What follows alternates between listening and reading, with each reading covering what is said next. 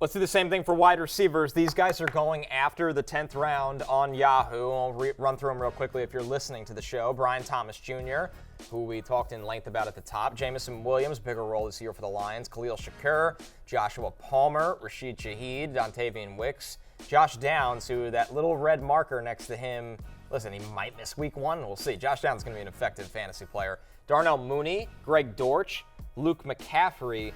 Matthew, something... Both those guys, I'm just telling you right now, I've said it a million times, because I'm going to victory lap this when this happens. Greg Dortch and Luke McCaffrey are both going to be things this year. Might be week 18, but we'll see. They will be, I'm just telling you, at some point this year, Dortch and McCaffrey are both going to be things this year. We're going to do a weekly check-in on Luke McCaffrey. You're going to be held to this one. That's fine. And the human Dortch, Greg Dortch, he's another one of my guys. Yeah, I'm more in on that one. Our show needs a beat reporter covering the Commanders, just so we can do check-ins. Our show needs a beat reporter covering me. We should really do that. That would be really good. Does somebody want the Matthew Berry beat on Fantasy Football? Traffic on I-95 is not looking good this morning, folks. These 3 Diet Cokes in. Yeah. All right.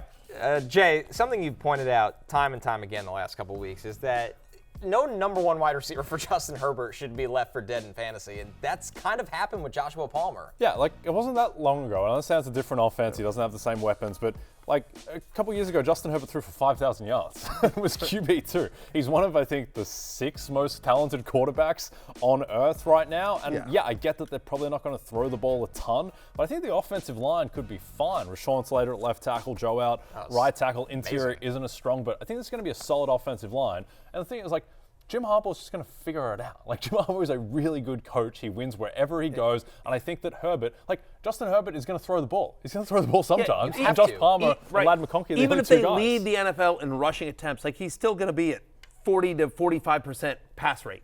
Yeah. Even if they run the ball 60% of the time, which would be a massive number, it's still right, to your point. And again, Josh Palmer, 16 career games with 7 or more targets, 14.4 fantasy points per game. He's the only wide receiver to have caught at least 40 passes in his career from Justin Herbert. There's, and everyone's all excited about Ladd McConkey, and I get it, but it doesn't feel like Quentin Johnson has done anything, and so it's Chalk. Yeah, it's gonna be Palmer's gonna be the number 1. He's got a shot at it, him and McConkey, and so he's going too late.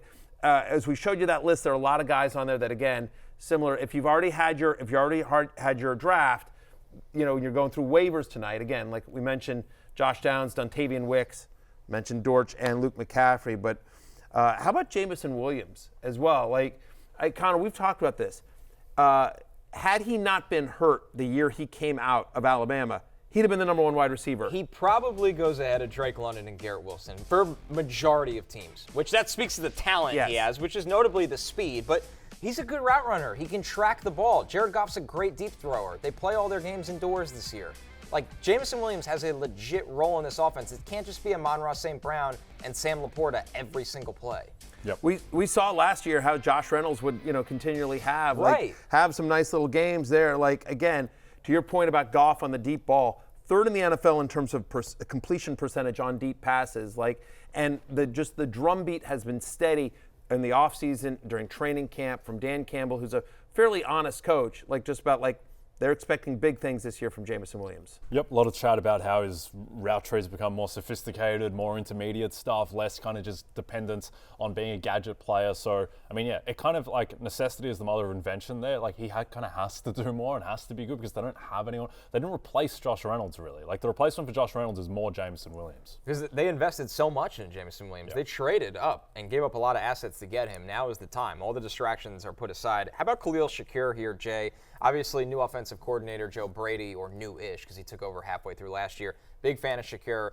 Somebody's got to catch these targets that's not Dalton Kincaid from Josh Allen. Yeah, this is a version, again, of Josh Palmer with Justin Herbert. Like, there is a good chance that Khalil Shakir is the number 1 wide receiver for the 2nd best quarterback on planet Earth in Josh Allen. So I just think that Shakir, of all the wide receivers on the roster, he is the one who showed the most last season. And I think we're going to see a lot of Dalton Kincaid. We'll see what happens with Kellen Coleman. I think Shakir might have the highest floor of all of those guys at receiver. Curtis Samuel already banged up. Once Joe Brady took over as the offense coordinator in Week 11, he started playing 69% of the snaps. He was playing 33% before. Sorry, 39% before. But, just 30% more snaps immediately upon Joe Brady. And as we talked about, almost 250 targets up for grabs. Matthew, let's take a look at your most rostered players here. I've done about 25 drafts of like non-best ball, like leagues that I'm going to play out this year.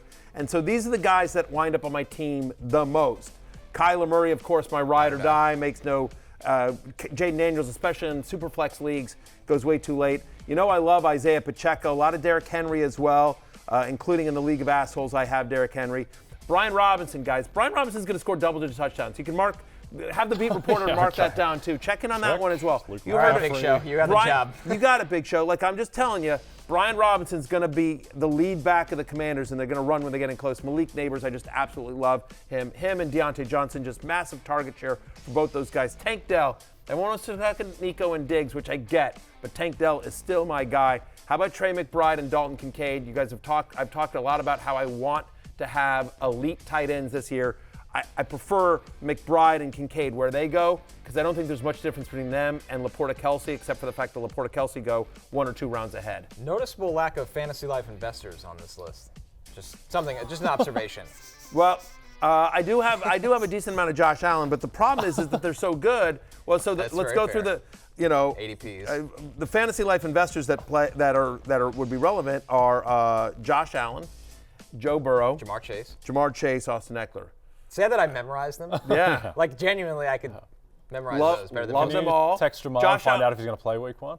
I don't know. I don't want to mess with that. That doesn't come with the investment. I don't want to mess with that. Listen. I talked to his dad a decent amount. But I have not asked that question. Ask his dad. It's none of my business, Okay. honestly. That's a little shaky there, by the way. What? Jamar Chase situation. Not feeling great about it. The coach body language is all over the place. And by the way, just as we're talking about sort of the wide receivers, Andre Yoshevich is kind of interesting, right? Because if Jamar Chase isn't there for week 1, it's T. Higgins and Yoshevich. And by the way, even if Chase is there, I think there's a chance that he's the slot receiver. Now, by the end of the year, it might be Jermaine Burton, but to start the season, I think it's going to be Chase and Higgins on the outside and Yoshevich. Like that's how I say it, right? Yoshevich? Yeah, I think you got it. I think that's it. We need him to have a bad year, so we have to stop saying his name. Yeah, well, but my point is I don't think Jermaine Burton's ready for primetime just yet. And so Yoshevich, who's been in the system, has a comfort level with Joe Burrow, proud fantasy life investor Joe Burrow. Speed element. Another speed element for them. Just push the ball down the field. Just anyway, he's a guy that's absolutely free and there's a chance he's 7 for 86 against the Patriots week 1 because Jamar Chase isn't in uniform.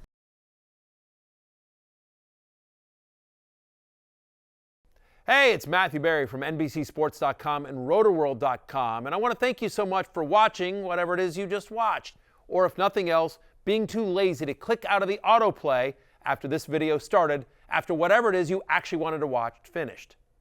But now that you're here, I'd like to take a moment here to ask you respectfully now, okay? I'm asking you respectfully to subscribe to the NFL on NBC YouTube channel. You'll get the latest RotoWorld fantasy news headlines, all sorts of great shows, including my own Fantasy Football Happy Hour. So go subscribe now. Again, I'm asking respectfully.